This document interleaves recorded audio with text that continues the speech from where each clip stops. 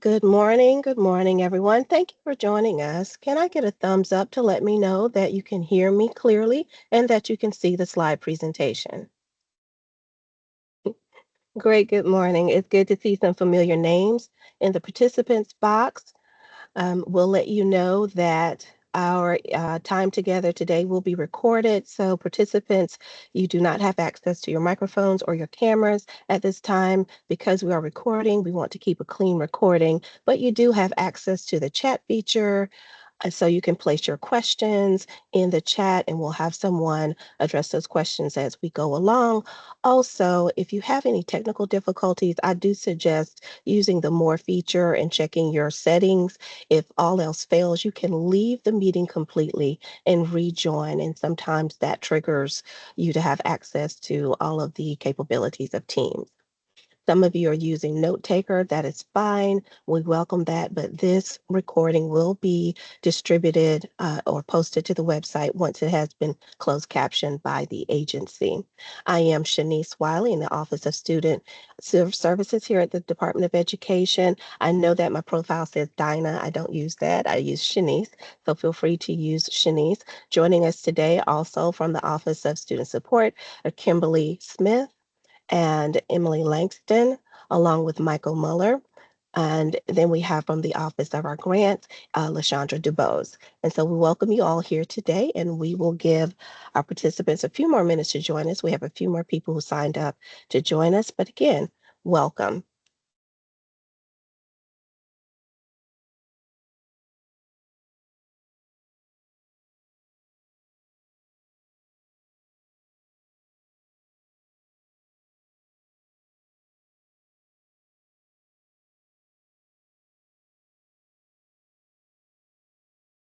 Kimberly, is there anything you'd like to say to our participants before we begin?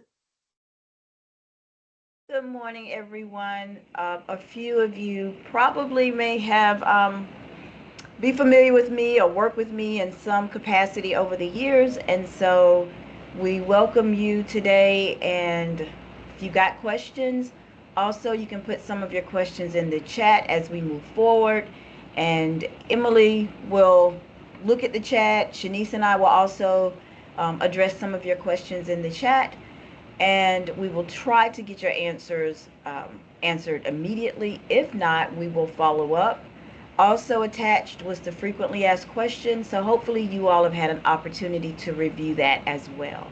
But we look forward to getting this information to you and forward to you all submitting your applications.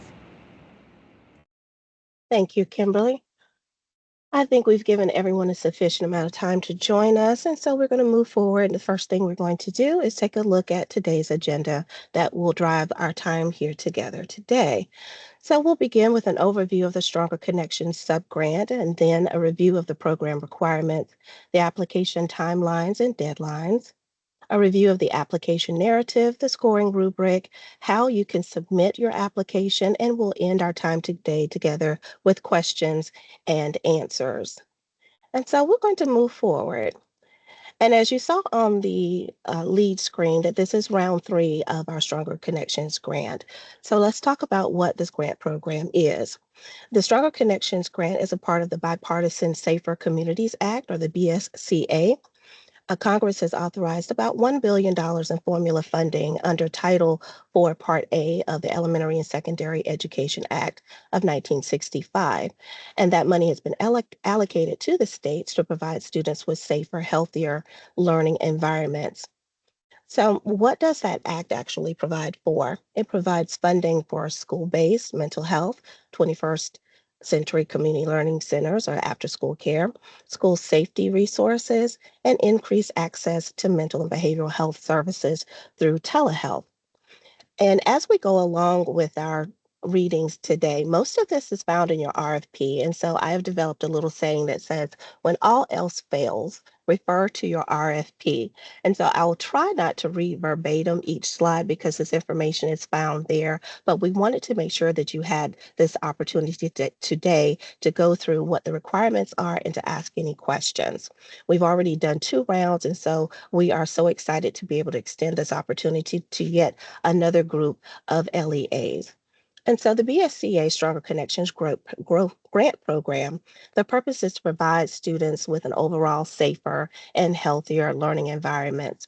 The funds can be used to develop or implement or evaluate comprehensive programs within our high need LEAs through activities allowable under FESEA Section 4108. And this is an active link. And so some of the activities that are found in Section 4108, safe and healthy schools, allowable activities would include parent engagement, so making sure that our parents are engaged on a boots on the ground situation, and making sure that our students have a healthy and safe learning environment, school-based mental health services, reduction in exclusionary discipline, promoting positive climate and culture, nutritional and or healthy lifestyles, including active lifestyle habits, promoting awareness and prevention education for risk behaviors. This also includes trauma informed practices as well as mentoring, dropout programming, and reentry programs, skills to improve safely recognizing coercion, violence, or abuse to reduce school violence, and also establishing and continuing community partnerships. So, what is the role of the SCDE? We must award 95% competitively to high need local educational agencies or school districts to fund activities allowable under Section 4108. So here is a breakdown of what we have available and how we will award. So we have about $5.5 million to award. Those awards will average between $50 to $450,000 on a competitive basis. Now, your budget period will run from July 1st, 2025 through June 30th of 2026. The estimated number of awards is 13, and then your period of performance, which is 12 months, is July 1st, 2025 through June 30th of 2026. Let's take a quick look over your program requirements. And again, I'll try not to read verbatim, but this is my first time, so I appreciate your patience with me. And so the LEAs that we are subgrading to are identified as high need. And that means that you have at least 40% or higher of students living in poverty and at least one of the following: a high rate of bullying or harassment, high rate of chronic absenteeism, which is greater than 20%, a high rate of exclusionary discipline. And this is taken from your 23-24 school report cards. So in assessing whether or not you look on that list of eligible districts that we attach to the RFP, if your district appeared there, you meet at least one or two of these qualifications. Let's take a quick look at your timeline. And again, this is found in your RFP. Today is May 21st, so we are having our pre-application technical assistance. June 2nd is your deadline to email your notice of intent to strongerconnections@ed.sc.gov. And you can just send us a simple email. Please put in the subject line that this is in your intent to apply for Stronger Connections subgrant. The deadline for receiving your application is 11:59 p.m. on June 13th, 2025. 11:59, June 13th, 2025. So your funding period will begin and your projects can begin July 1st, 2025. You'll receive your notification of awards after review and approval, August 2025. Your interim report, and this date may be subject to change, is January 30th, 2026, but we will give you advance notice. And then your subgrant period ends and your programmatic reports are due June 30th of 2026.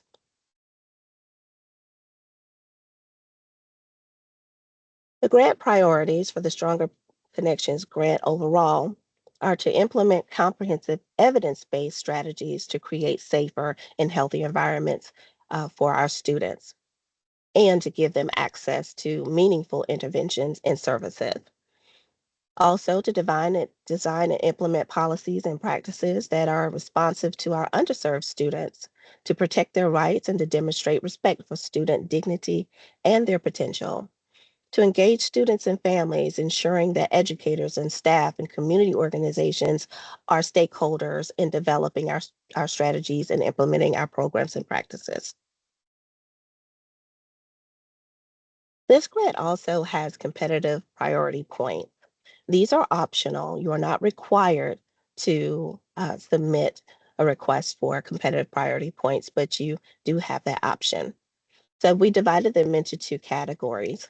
Category one addresses a comprehensive plan for bullying and harassment incidents.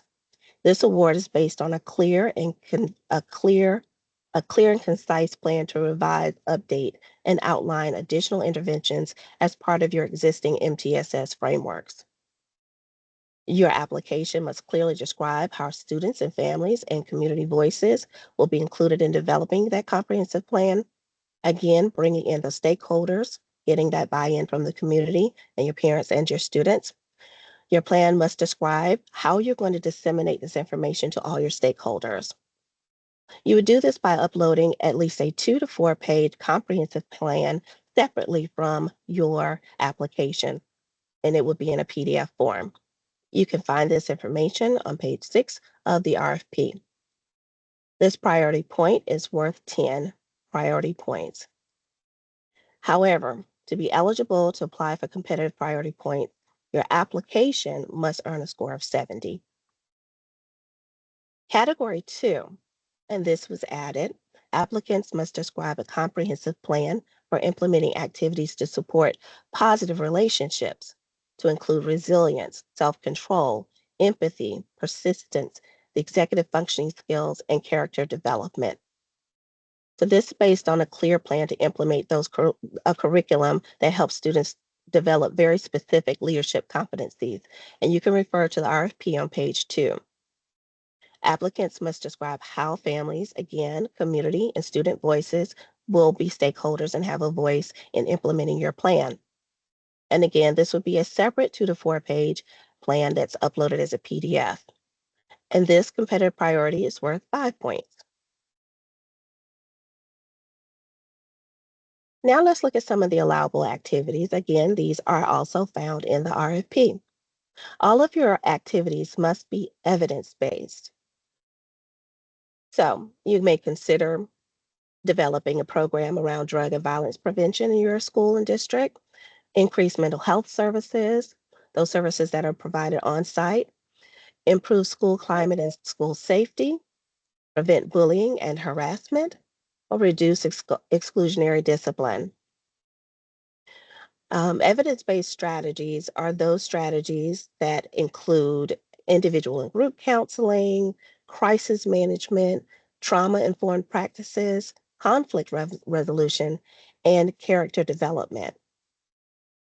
And when taking a look at your evidence-based strategies, you can go back to the SEA. There is a section there that can talk about the 4 tiers of evidence-based strategies. So I would refer you there. Additional allowable activities are around interventions, and those interventions can support those positive relationships we talked about, resilience and self-control, empathy, persistence, and then those other aspects of positive social and emotional well-being.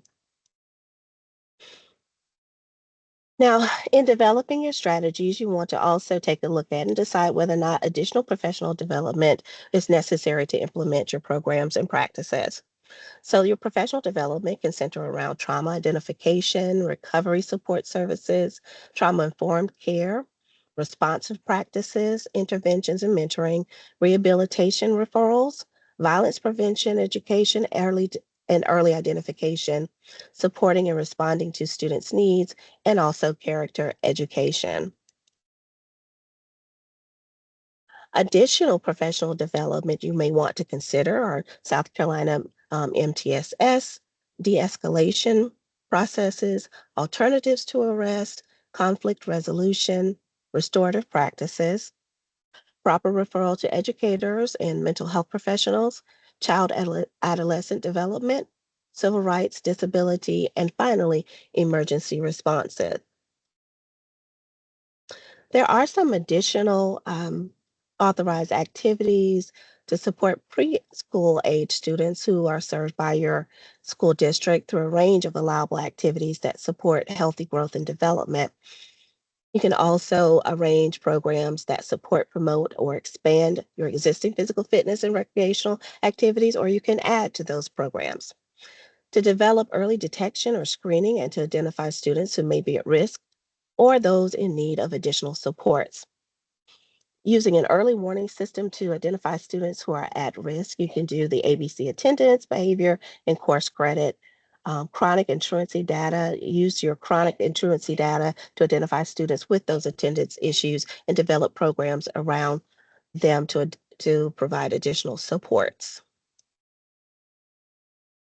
So let's talk about some of the things that are not authorized. These are the things you must not do. And you'll notice it doesn't say may not do, it says you must not do.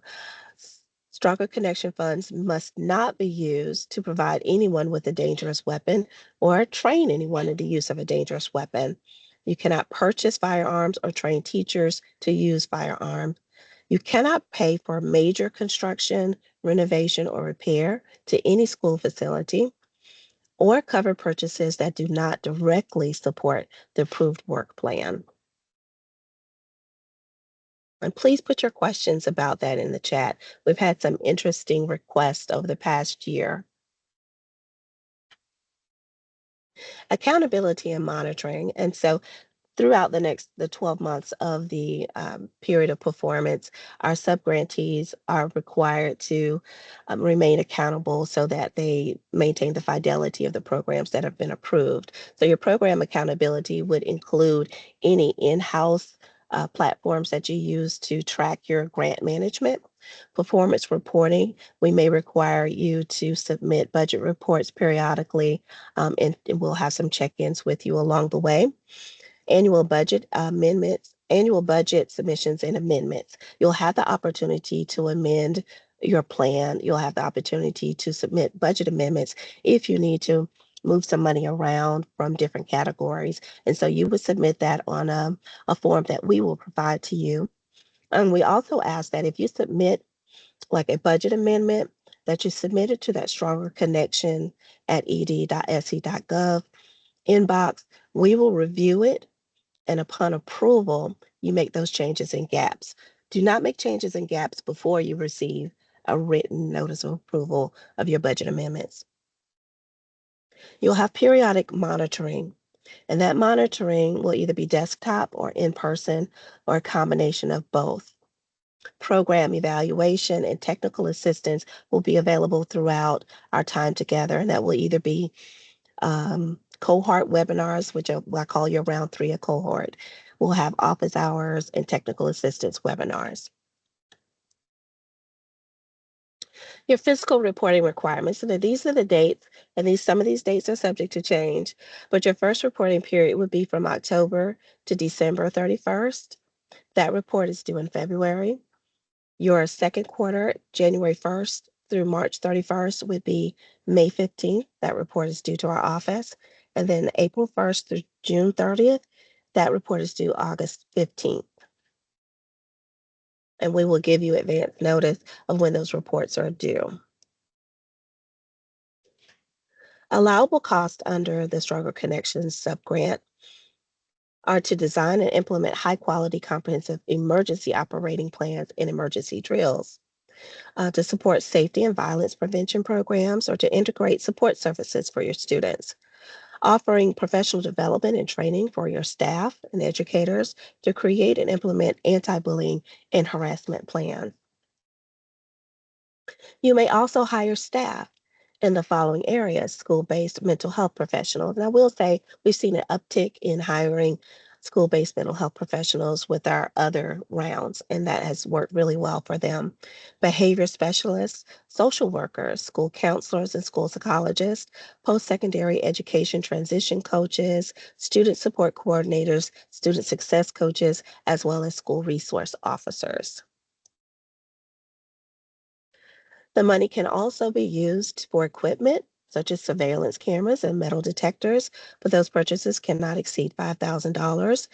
The funds can be used to contract with external service providers, and to provide stipends for education, for educators training and professional development. We'll say here that we have had people ask us for specific contractors or vendors, and SCD does not provide those type of services for our districts. You will have to find your own vendors, so we cannot endorse vendors for you. If you've worked with federal grants before, you know that federal money cannot be used to supplant, but it can be used to supplement. So Stronger Connection subgrant must supplement, not supplant, your existing services, and it may not be used to supplant federal, state, local, or non-federal funds. Also, your projects may not use Stronger Connection funds to pay for existing levels of services that are funded from any other sources. So take a look at what your program wants to do and make sure that our funds are not supplanting, but that they are supplementing what you want to do. And at this point, you can put your questions in the chat, but I will turn the rest of the presentation over to Kimberly Smith. Kim, you can now take control. Thank you, Shanice. You're welcome. All righty. I am going to talk a little bit about the process in preparing for your application. And I'm going to share with you just some do's and don'ts as well as we go through this next section. So give me a moment. Okay. Um, Only the applications received by June 13th, 2025 at 11:59 p.m. are deemed complete and will be forwarded to review and funding consideration. No incomplete applications will be forwarded to reviewers or considered for funding. The SCDE reserves the right to negotiate final budgets and to disqualify costs associated with any line items that are unallowable, unallocable, unreasonable, or inconsistent with the program's goals or the proposed project's activities and strategies. With that being said, and I know that the grants office is going to reiterate this, please do not wait until 8 o'clock on the day of to begin implementing or trying to upload your application. Things happen. Districts may have issues with Wi-Fi, can't get things done. We will not accept it. Again, I can remember previously a district had some issues with Wi-Fi, and so they emailed some of the information to us and some of the documents, and we cannot accept it because it has to be uploaded. And again, the grants office will talk to you about that, but it has to be uploaded within our particular program that the grants office will provide later. All right, so the Strong Connection subgrant application contents: the proposal attachment, project abstract, proposal narrative, needs assessment, goals and objectives, activities and strategies, management and sustainability, and evaluation. The comprehensive plan to address bullying and harassment, and the comprehensive plan to implement supportive relationship activities. So that is completely up to you. That is not a requirement to apply for the competitive priority points. However, if you would like to do so, you may choose to do one or the other, or you may do both. The appendices, the certification signature page, the GEPR statement, request for tax identification information, private school consultation form, timeline of activities, project director and key staff resumes, memorandums of agreement, collaborative partners, letters of commitment, and indirect costs are also part of the application. I will say previously in round 1 and round 2, we have had several applicants not move forward in the process because the private school consultation form was not included. The timeline may not have been included in that. And so please make sure that you look at everything when you are uploading your document. If you do this in enough time, you will know if you've missed something, and you can go back and you can just re-upload the most current version of your application. We've also had districts previously in the past that may have uploaded two of the same um, application contents in the sub areas and omitted one. So just please go back and look thoroughly. Have someone else in your office, some of your staff, coworkers, to also look at this if you decide that you want to move forward with applying for this grant. So a review of the application narrative. The narrative is a maximum of 12 pages, and that is excluding the abstract, the competitive priority points, the timesheet, and the budget. So that is not a part of your 12 pages. We do ask that you use the Times New Roman 12 and 1-inch margins on all sides. Numbers on the page at the bottom right, double space the narrative, and please make sure that you save it as a PDF document when uploading. The abstract should include 1 page, and it should describe what your proposed project is, what you want to do, the goals and objectives of the project, and the amount of funding that you are requesting. The needs assessment, that section is 25 points. Goals and objectives is worth 25 points. Strategies and activities, 30 points. Maximum of and sustainability is 10 points. Evaluation and dissemination, 10 points. And then the competitive priority points. I do know we are currently updating the RFP to reflect. It may still indicate that there are 10 competitive priority points, but we have added an additional opportunity to apply for 5 additional competitive priority points, which gives it a total of 15. And then lastly, the abstract, application, budget, and dependencies, they are not scored. The narrative, that includes the need statement, goals and objectives, strategies and activities, management and sustainability, evaluation and dissemination. So when developing the narrative for each section, do not use the language in the scoring rubric, as it is worded differently than in the narrative. So we just suggest that when you are writing your narrative and you're using the language to conserve space and pages, that you just write and not necessarily duplicate what's in the scoring rubric. And be sure too that when you are doing this, that you go back and include these particular sections of the narrative. Again, previously we've had applicants to omit certain sections, and therefore that will really decrease the amount of scoring that you can obtain in your grant. So the needs statement. Provide a clear description of the need and how the proposed project will address them. So explain how you're going to identify the need, how it impacts students, educators, and the community in which you serve. Include supporting data, student demographic data, school demographic data, chronic absenteeism, bullying, harassment data. I will just say the more that you can include as far as data to state the need for the program and why you are addressing or planning to serve this targeted population, it will definitely improve your opportunity and your chances for getting a higher score in that section. Make sure that it is related to school safety, your needs, how you are going to implement that, how you're going to integrate student support and meaningful family engagement opportunities.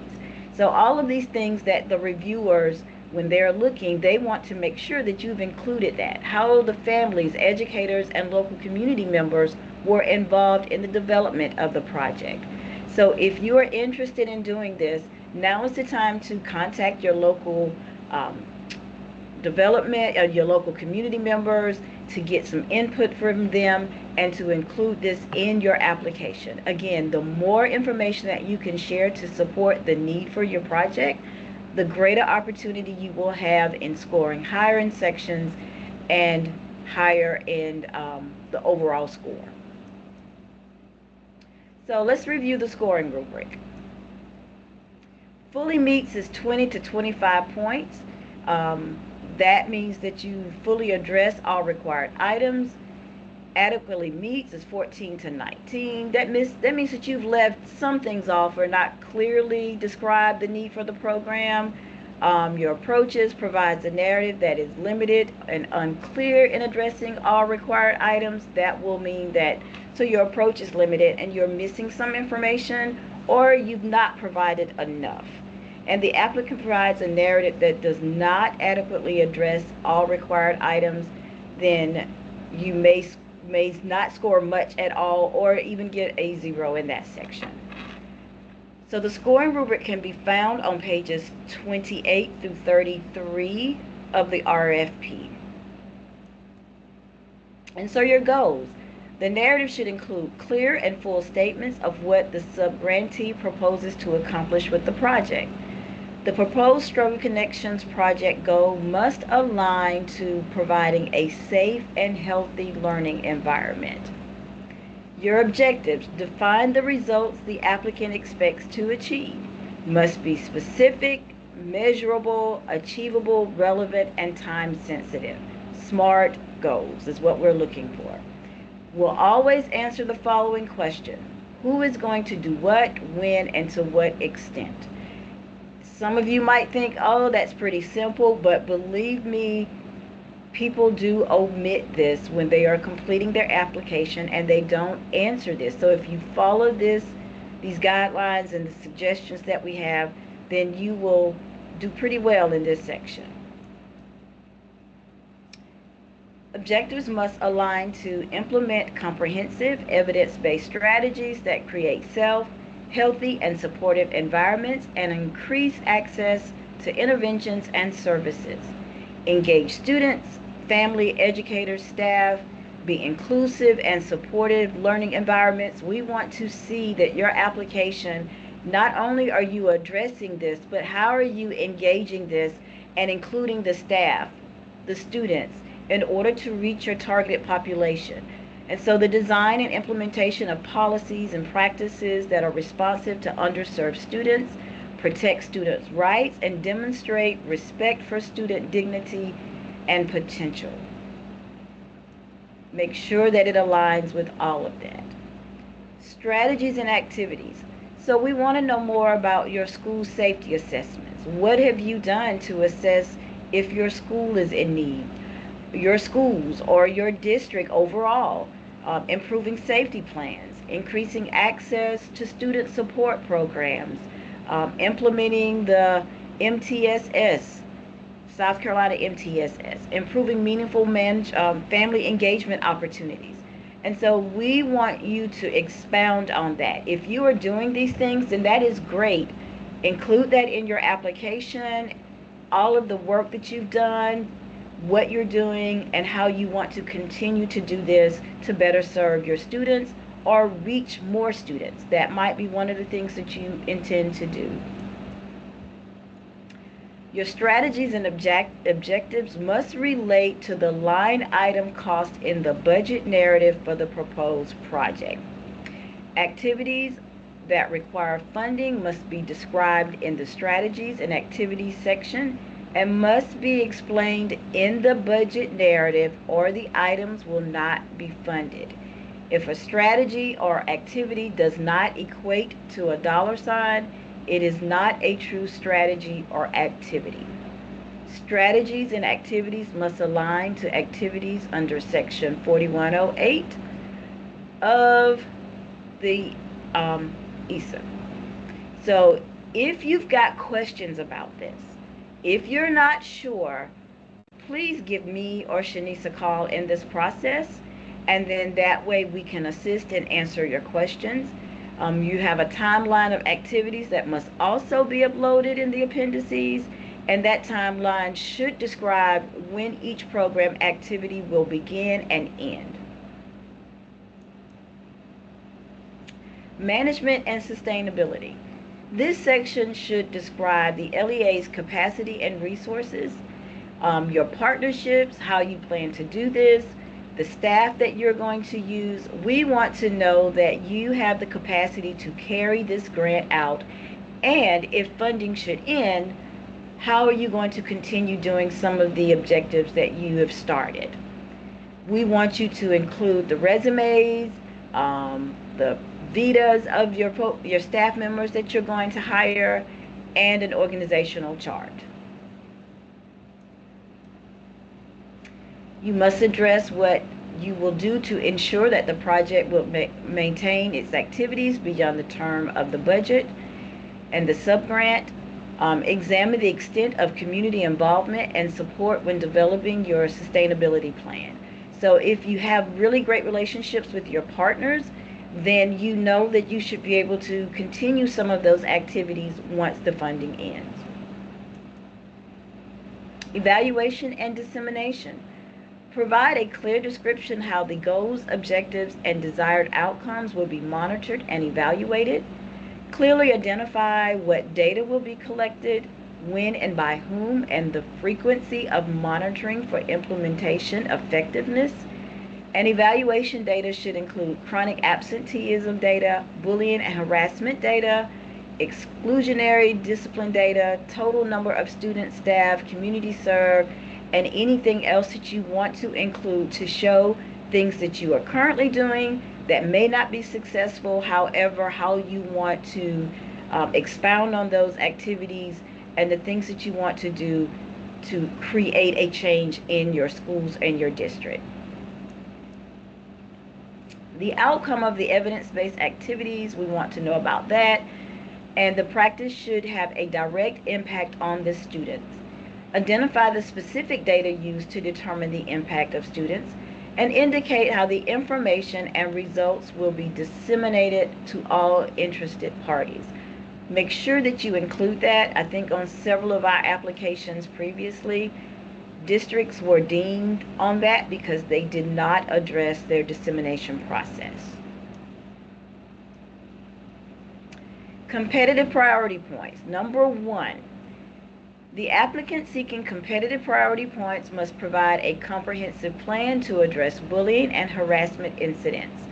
The applicant must clearly describe how students, families, and community voices will be included in developing the comprehensive plan. The applicant must describe a plan to disseminate this information and share with stakeholders. That's priority point, 10 points, category 1. Again, this is optional, it is not required. Category 2, the applicant must describe a comprehensive plan for implementing activities to support positive relationships, resilience, self-control, empathy, persistence, and character development, awarded based on a clear plan to implement curriculums or programs that help students develop specific leadership competencies. Applicants must clearly describe how students, families, and community voices will be included in developing this comprehensive plan. Describe the plan and how you will disseminate it to all of your stakeholders. You can upload up to 2 to 4 pages addressing your competitive priority points. This will be category 2, 5 points if you so choose to seek competitive priority points in this category. Again, the application must earn an average score of 70 points or higher to get the priority points. So therefore, if you do and meet and your score is 70, and you decide that you want to do one or both of these competitive priority points, then that will help to increase your score. But if the application itself does not score to be 70 points, if it's 69 or lower, then your competitive priority points will not be applied. The budget summary and narrative. The budget summary is the financial overview of the subgrant and must include all proposed expenditures for the project. Each line item of the budget summary must correspond with the line item in the budget narrative. Provide the budget details for the first budget period, which is July 1st, 2025 through June 30th, 2026 in the online application budget. That can be, the sections of that is also um, in the budget summary section, which can be found on pages 23 through 24 of the RFP. The budget summary must provide clear evidence that the budget is appropriate and justified based on the needs assessment. Use the Excel spreadsheet to provide a detailed budget narrative for the full budget period. And that is again through June 30th, 2026. The budget template is also available on page 41. And throughout this process, if you have questions, please let us know. I want to also add one of the things that we kind of found about the budget, I'm going to go back a second, is that some of the subgrantees wanted to work with contractors or independent vendors. And before you do so, make sure that these vendors are already, what's the word I'm looking for? Because I can't think right now. So you can't just say, oh, this is a $35,000 fee and this is a short period of time. You may have to actually look for vendors. So you can't just say there's not enough time to do this and you want to pay this vendor $35,000 or $25,000. No, if this is someone and in the short period of time that you have, you may not have time to seek out and do a search for vendors. But if so, do know that time frame and do know that you have to consider that. Now, if you already have paperwork, you've already been working with a particular vendor and you want to continue working with them, then yes. If they're a sole source, that is a little different, but you will have to supply information to state that they are a sole source. And you have to document that. It can't be the fact that they've told you that. You have to have evidence to support that. So please be mindful of that in the budget. That brought up a few issues for previous subgrantees. And again, if you have questions, do let us know about that and we can talk through it. Your appendices. Applications for Stronger Connection subgrant program funds are required to provide evidence that they have held meaningful consultations with officials of private schools in the geographic area in which you serve. You need to have key issues that are relevant to the equitable participation of eligible private school teachers and other education personnel in Strong Connection project activities. You must consult with the private schools in your area. I would suggest that if you decide to apply for this, that you create some kind of information contact. Notice that you have sent them a formal letter, and that documentation should probably be included in your application. Let us know if they are going to work with you, that you've invited them, or if they've decided no, they are not interested. But you also need to document this as well and make sure it is included in your application. The certification signature page, the GEPR statement, timeline of activities, the project director and key personnel resumes, memorandums of agreement, MOAs, MOUs, letters of support, all of that should be included in the appendices. So resource for evidence-based strategies. If you are interested in thinking, hey, yes, we want to move forward with this, then, and you're looking for, maybe there's something we want to do with Boolean, we're not sure, we provided some resources here to possibly assist you in looking at evidence-based strategies that may align with some of the things that you find when you do your needs assessment. So again, we've tried to assist you as much as we can with the research and help, but here it is. And again, if there are other sources that have not made this list and you are familiar with other evidence-based strategies, by all means, and if you're not sure, you want to run it by us, let us know. But if you are using something or you've used something in the past, it's evidence-based, it was successful, you want to bring it back with this funding, then you may want to consider using it. Are there any questions and answers. I'm going to try to provide answers, but are there any questions? And if when all fails, if you've got questions after today, you can contact us or you can refer to the RFP. So Shanice, I'm not looking at the chat. I don't know if there are any questions. Or Emily.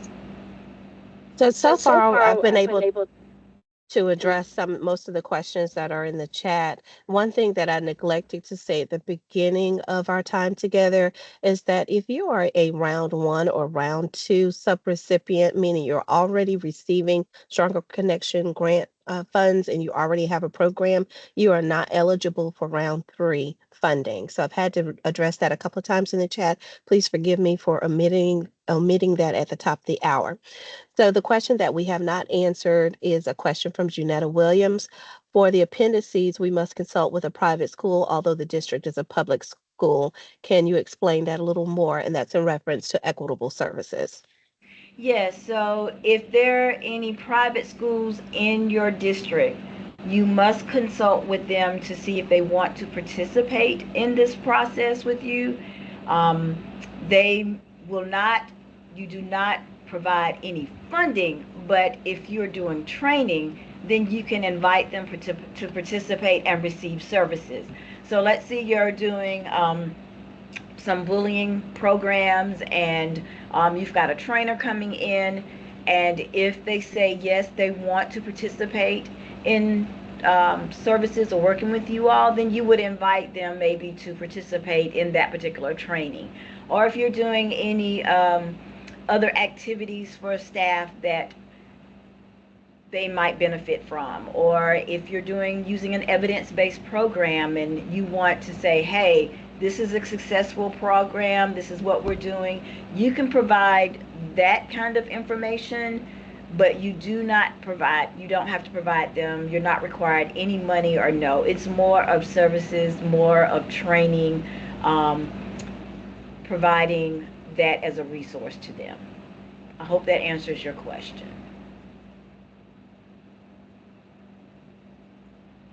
But you do have to extend that to any school, yes, to any private schools in your area, just to let them know that you are applying for this and would they like to participate. If you're doing something for parents, let's say, and a night with parents, and you're addressing one of the other, I can't think, bullying keeps coming to mind, but maybe it's something with absenteeism, chronic absenteeism, and you're doing a training with parents about things that they can do and resources, then you might want to invite that school, if they are a private school and they want to partner with you, would be a great opportunity to invite them and their parents to participate and sit in on that. And as you keep going, and if there are questions about things, again, just give us an email, shoot us an email at that Stronger Connections email address, and we'll be happy to address that with you. I think there was one other thing I wrote a note about.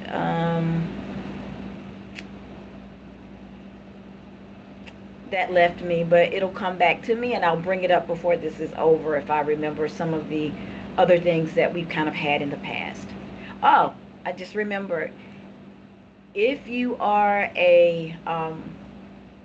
you have to be a district. You have to be an LEA to apply for this funding.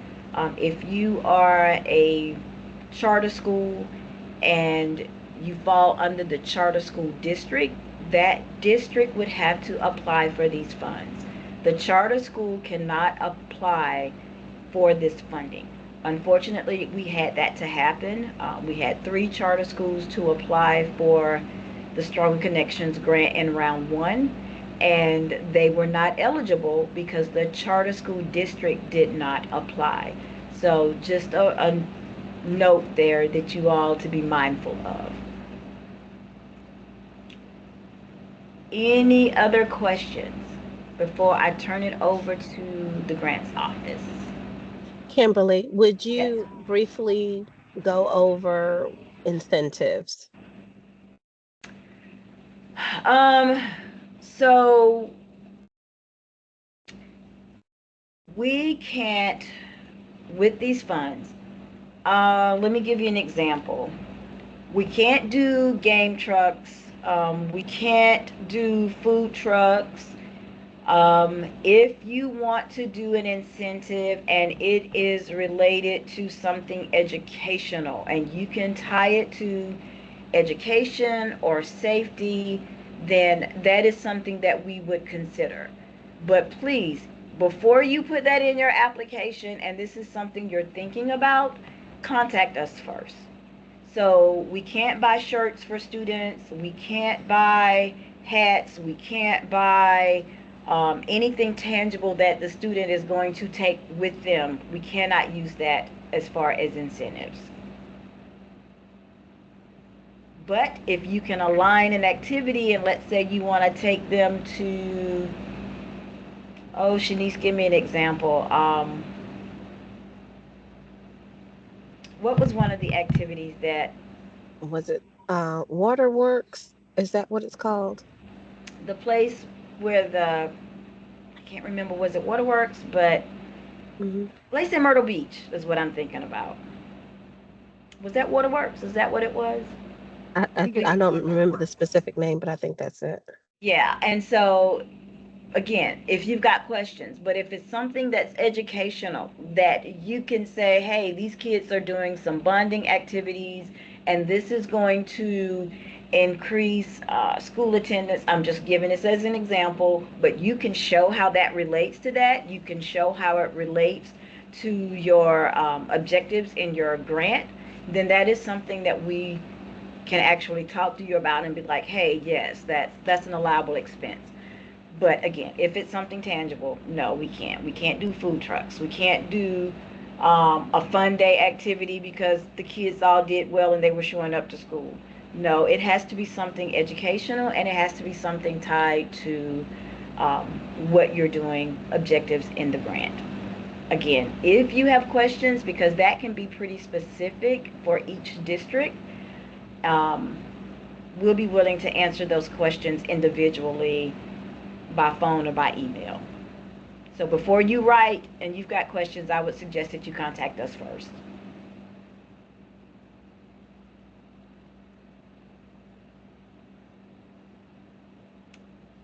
Any other questions? Kimberly, I did not see additional questions in the chat.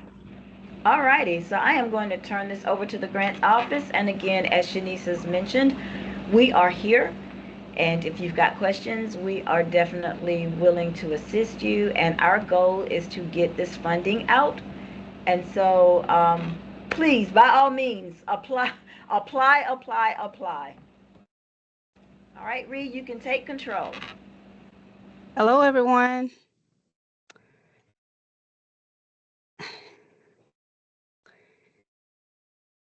Good morning. I'm already in the afternoon. Good morning, everyone. I am here this morning to present the online form application submission process. My name does say LaShandra DeBose on the screen. I go by Ree. It's okay for you to refer to me as Ree. I work in the Office of Grant Services.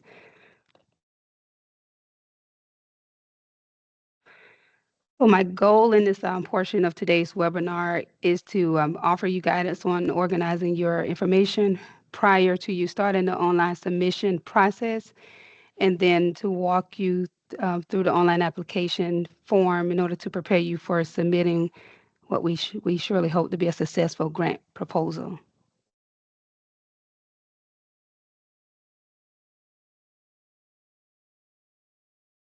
As for some general information, Shanice stated this in the beginning, that you are to read the entire request for proposals, the RFP, before going online. And I see that several of you have because of the questions that you're asking. If there's anything additional that you run across that you see that may have been an oversight, please do bring it to our attention so that we can make sure we update that on the website. All applications must be submitted online. This link, online link, will take you directly to the online form. You can also find the information on the website, and I'll show you how to navigate to find it on our State Department website. The deadline for the competition is 11:59 p.m. by 11:59 p.m. June 13th, 2025.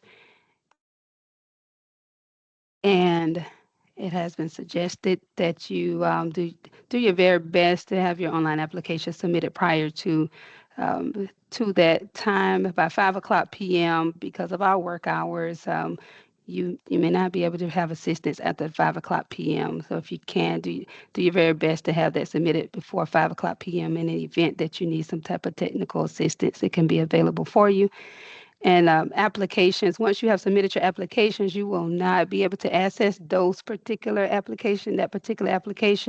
But what you can do is you can resubmit another application in the event that you do it before June 13th, 11:59 p.m. deadline.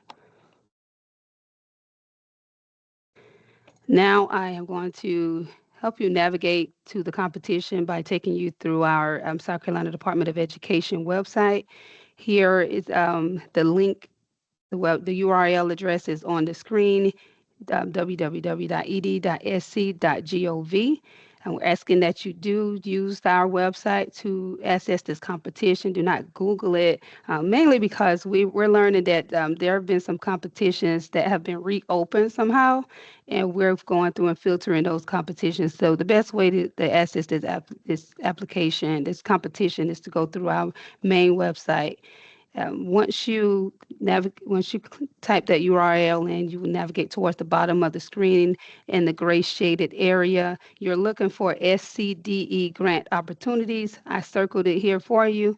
It could be this link could appear in a different section on the website depending on what day you're looking at it, because we're always updating our website.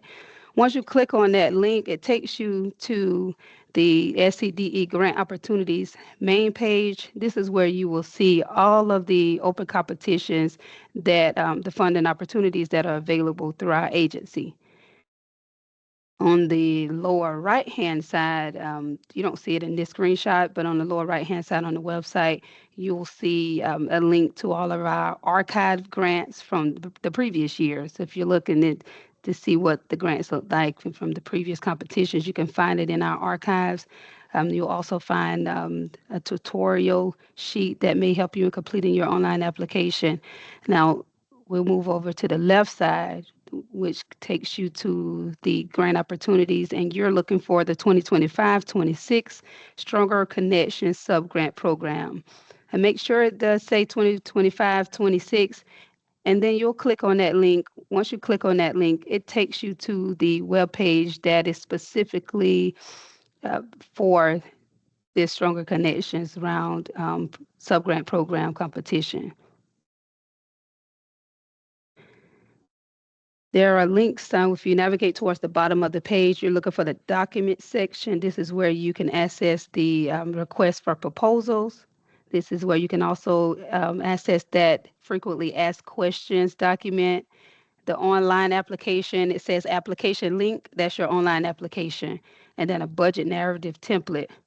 And then also on the program webpage at the very bottom, you'll see South Carolina School Safety. That is the website. If you need additional information, you can go to that website. Before you start your application form for submission, we're advising you to prepare and save each of your each of your application attachments.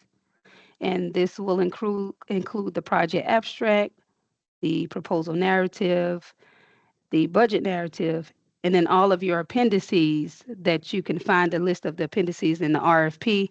And then also if you're applying for the competitive priorities points, you will prepare the district's comprehensive plan to address bullying and harassment.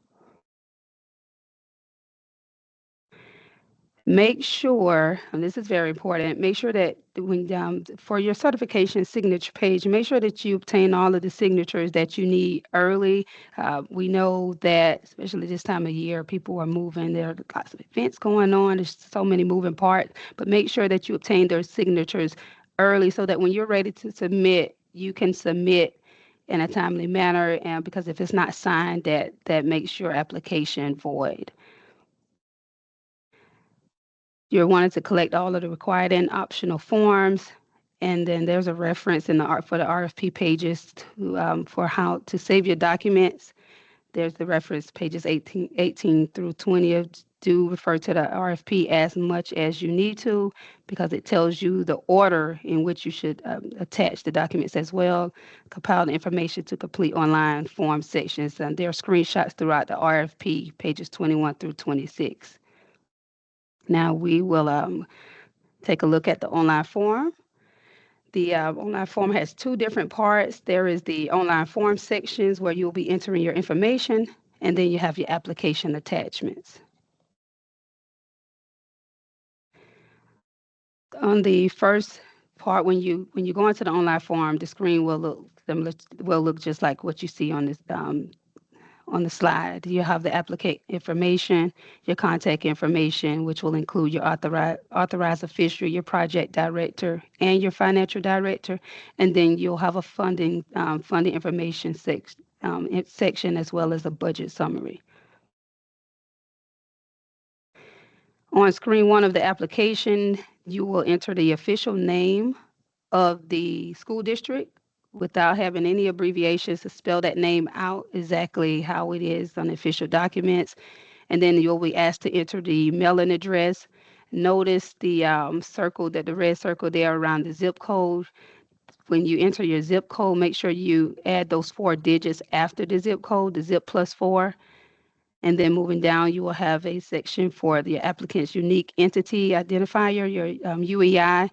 Make sure you type those numbers in. If you don't have that number, you can consult with your CFO, and then you have your tax identification number that you'll be asked.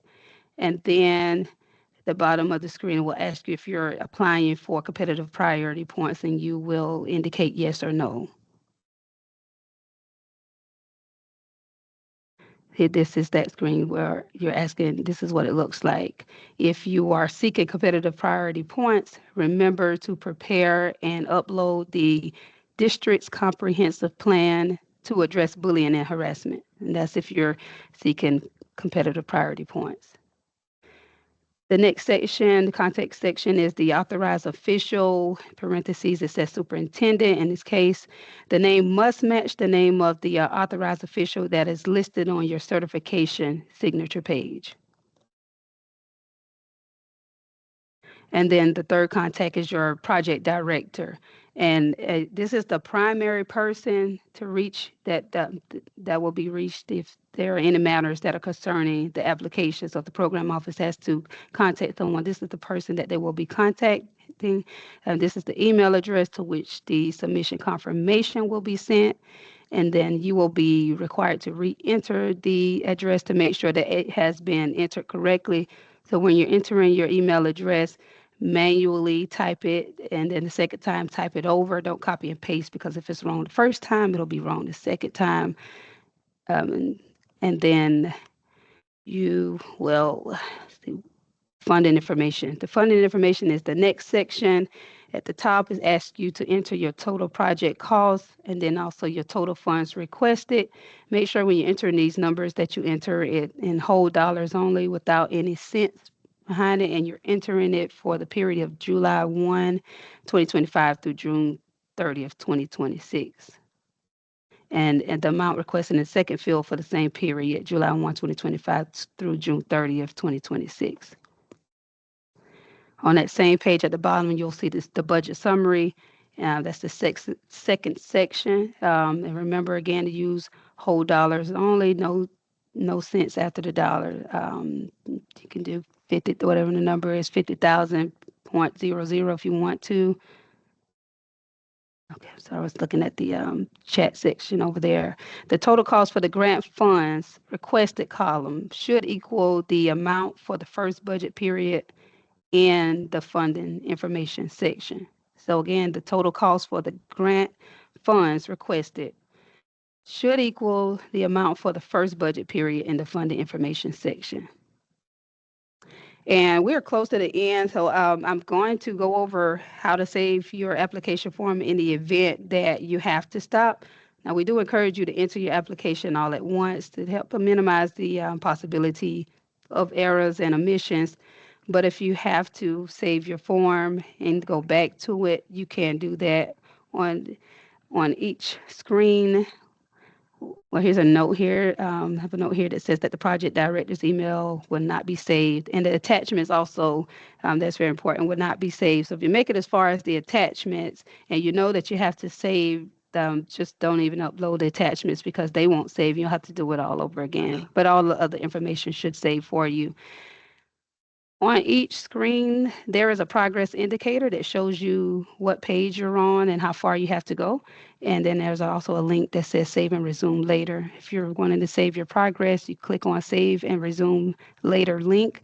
And then there's a message that will pop up to ask if you are sure. You don't see it here, but it'll ask if you're sure that you want to save and resume later. You click yes, and then you have two options. You have one option will be that blue link that you can copy and save that link somewhere that you can access it, but you will have to make sure that you can get back to it because I won't be able to access that link for you if you lose it, nor will the program office. But you also have the option to email that link to yourself. So I always say if you're going to copy and paste it, also email it to yourself just so that you can have backup. Once you've done that, you'll receive an on-screen confirmation that tells you, "Great, we have sent your link to the supplied email address." And then if you haven't received it, you can go through some promptings to resend that email. But also, if you've emailed it to yourself, you should receive a confirmation, form stat confirmation, like the second screenshot on this page that lets you know that that that you have it in your email, and then you have 30 days to return to complete this form. Now that's 30 days within the application deadline, so keep that in mind. Now we'll go back over to the application form and we'll finish off on the attachments, which is the last section. And this is where you will upload your project abstract, the proposal narrative, the comprehensive plan to address bullying and harassment, if you are applying for the competitive priority points, and then the budget narrative, and then your appendices. So for those appendices, make sure that you refer back to your RFP because it tells you exactly what appendices should be uploaded, and it tells you the order in which you should upload them.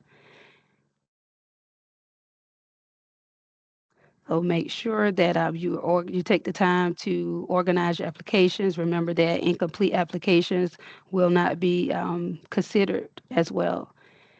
And this is a list of the appendices, the certification signature page, which is a legally binding document. The primary applicant organization is basically your assurances in terms and conditions of the subgrant. And then in addition to your certification signature page, the required appendices include in the order the, with the GEPA statement, your request for tax identification number and certification, the W-9, your private school consultation form, timeline of activities, your project director and key staff members' resumes, the memorandums of agreements from your collaborative partners if it applies, your letters of commitment if that applies. It's just the letters of support. Now, I know it was mentioned about the action form plan, and I would like for the program office, you can jump in now or we can wait till the end. I'm almost done here. Just have a few more slides.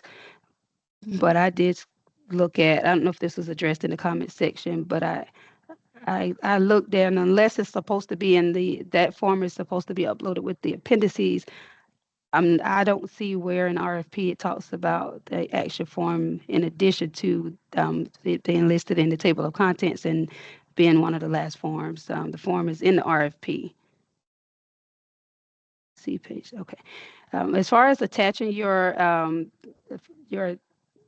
appendices and all of the other required attachments, you have a drag and drop option as well as attaching. So you could browse like normal and attach I don't know can you all still hear me? I think my headset is going out. We can hear you. Thumbs up? We can hear you Okay, fine. thank you. Thank you. When you attach your when you're trying to attach your documents, all of your attachments as well as your appendices, you can drag and drop, or you can browse and click. And this is what the particular slide is showing you, where you can, if you have a file open already, you can just drag it over, which is one of my favorite. Or you can go old school and click browse files, select the location where your document is, and then attach it there, and it will show at the bottom of each section. You should only be able to attach in a particular format, like a PDF, or if it's a budget, an Excel format, and the system shouldn't allow you to go forward if you haven't attached it in a correct format. There is a total file size limit. We don't anticipate you running into this issue, but in the event that you do, 10 megabytes is the max size of the single attachment. So we have listed a few suggestions for you to minimize your file size in the event that you run into that problem. Save your PDF document in black and white, because you won't receive any extra points for color. Do not include in unnecessary or extra documents, so only provide what is asked in the RFP. Do not include any graphics nor any pictures. And then you can reduce the file size of the PDF document if you have Adobe Acrobat Pro X or some other feature that I may not know about. Then on screen are some steps that you can take if you have Adobe Acrobat Pro to help reduce your size. Now we are at the end of it. Once you have uploaded your attachments, and you then there's the data review and confirmation page. That is the last page, and we're asking that you take your time and go through this page and make sure the information you submitted is that you have entered is what you intended to enter. And if not, you can click on that previous button, and that will take you back to where you need to be to make your changes. And once you've made your changes, you can click next, will be in the bottom right, back to this page and review again, and click submit. Now, if you have left something unanswered that is required, the system will tell you at the top with the link, and it will direct you back to the section for you to complete. So it helps you out a little bit. Once you have submitted, you will receive an on-screen confirmation like the one here that tells you that you have submitted your application. The contact person who entered their email will be the person that will receive this particular submission. So make sure, keep this screen open and make sure that you receive that email before you close out of it. And then you should also receive an email. This is the email at the bottom of the screen. It's kind of small, but that's what it should look like when you receive that email confirmation that you've submitted the application. And then some of the reminders are you can't return to an application once it has been submitted, but you can resubmit a new application. And the latest version will be the one that's reviewed. The project director will receive this email confirmation and the copy of the data that you've submitted, and that we ask that you keep a submission conference, hold on to your submission confirmation and any data in your files. And that concludes the online form submission process. I will go over to the chat, and I'll also entertain any questions that you may have for me from the online form application, and if you have any additional questions for the program office. This is still unanswered. Is the action plan form optional or required? If required, do we upload it at the end of the appendices? That is a good question. Jennifer, thank you for the question. It's actually a very good question. So allow our team the opportunity to discuss whether or not that should be uploaded as part of the appendices. I'm not sure what they did in the past, but give us the opportunity to do that, and it will be updated if necessary. I don't recall that being uploaded, but again, let us verify that. But I don't recall the action plan was uploaded. So another question that popped up in the chat, which is one of the other things I wanted to follow up on, and this is Shanice again. Annually, we have to do a risk assessment of our subrecipients. We also have to do one before awards are made. And so, if you have changes in your program, meaning changes in the project director, the superintendent, your financial manager over your sub award, you need to notify our offices. And one of the things that we will discuss is whether or not that requires you to submit an amendment to your program. But definitely, we need to be made aware if your superintendent changes, if your project manager changes, and if your physical manager changes, your financial director changes. So those are the three things that we really need to know that directly impacts your risk assessment.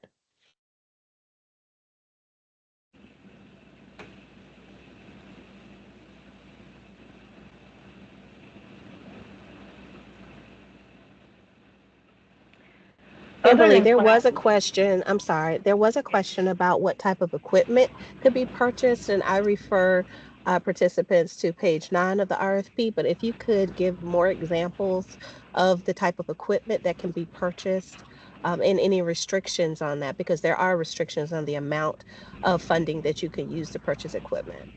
And if I'm not mistaken, I don't know why $5,000 is in my head right now, but It's 5,000. if you're doing, if you want to focus on school safety, and let's say there might be a part of your building that you can't really see really well, or a particular door, and you want to put up cameras in that area, then you can use equipment for that, but $5,000 is your limit.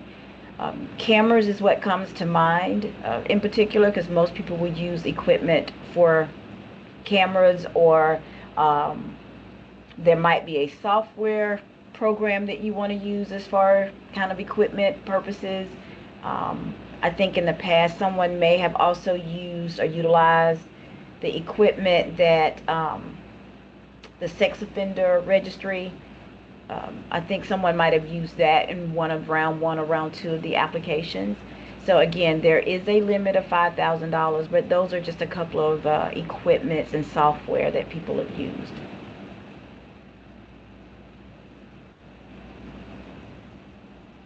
And if you have something more specific that you're thinking about, just email the Strong Connections website, and we can get into the nitty gritty about that if it's more specific or something that you're thinking about doing.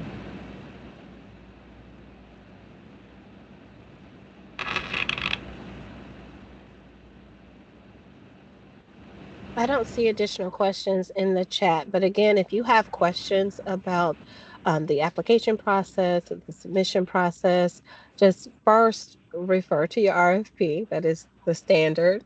If all else fails, review the RFP, or you can email strongerconnections@ed.sc.gov. Also, if you look at the RFP and you look on page 47, you will see a list of eligible LEAs. If your district does not appear on that list, you are ineligible for this round of funding. But if you have questions about that, please email us immediately. We want everyone who is eligible to have the opportunity to apply for and receive these funds.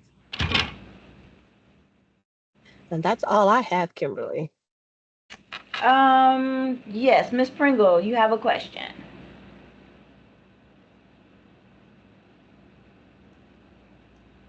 We She really want cannot, you. they do not have access to their microphones, so she would have Okay. to type it in the chat. I can allow her mic. Just give me 1 second. Okay, thank you, Emily. Again, I just want to encourage you all to kind of proofread, go back behind, make sure that you are uploading what you're supposed to upload in that particular category. Um, just make sure that you uh, just kind of double check if you're supposed to upload something related to XYZ, make sure that it's XYZ. Again, that kind of threw several people out previously. So again, just I would definitely say you have a coworker that is there with you just to kind of a checks and balance to make sure that you all are uploading what you need to. And again, I think Ree has suggested after 5 o'clock on that particular day, there will be no one that can answer any of your questions or concerns. And so we strongly suggest, if there's anything that you need, you're not sure about, please get to us. And again, we also suggest things happen. It is the spring of the year, storms pop up. And so if you're in a district where your internet can be a little shady sometimes, if there's a storm, just please consider getting this in sooner than the actual date that it is required. That's just a suggestion, just things that we want to give you some tips about that happened previously. Again, we really want to fund this money and give you all an opportunity to improve your programs, expound on your current programs. So any way that we can help to do that, we're here for you. Kimberly, Ms. Pringle was able to put her question in the chat, and it is, No, can, no, we go will ahead. not provide any feedback on early submissions. That's why we have reviewers that will be reviewing the application, so that it is a neutral, fair, even kind of playing field with the applicants. So no, there will not be any feedback. However, if there is something that you want to ask about, specifically, something you're thinking about including, then you can definitely call and we can say, maybe that's not clear, or you might want to add something else. But other than that, no, we're not giving any feedback about the submission if it's submitting. Is this grant eligible to renew First Step programs that partner with? I am not very familiar with the criteria for First Steps. And what grade level is First Steps? Can someone answer that? But I'm not sure about the First Step program. And I'm thinking you mean to renew First Steps. I don't think so, Justice, but let us look at that, because that might be supplanting. But let us look at that. And you're saying, is it eligible to, is it renew First Step? Is that what you're asking?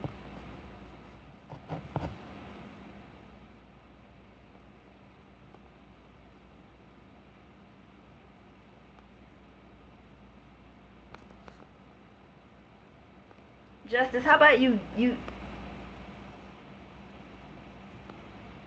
okay, a new First Step. Let me look at that, because I'm not that familiar with kind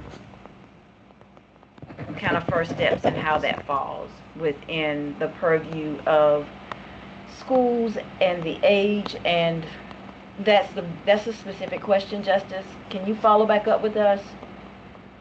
If you can send us an email to that Strong Connections link, we can look into that for you.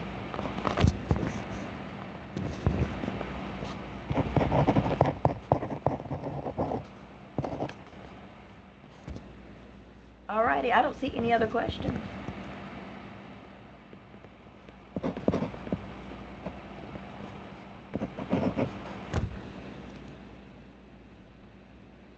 You have a great afternoon too, Jennifer. Thank you all for being here.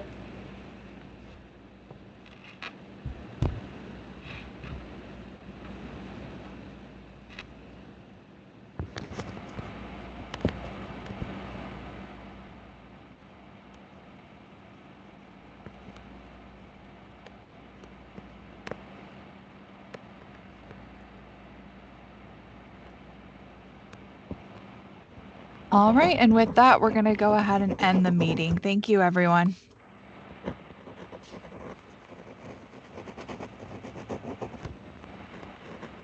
You're welcome. Thanks.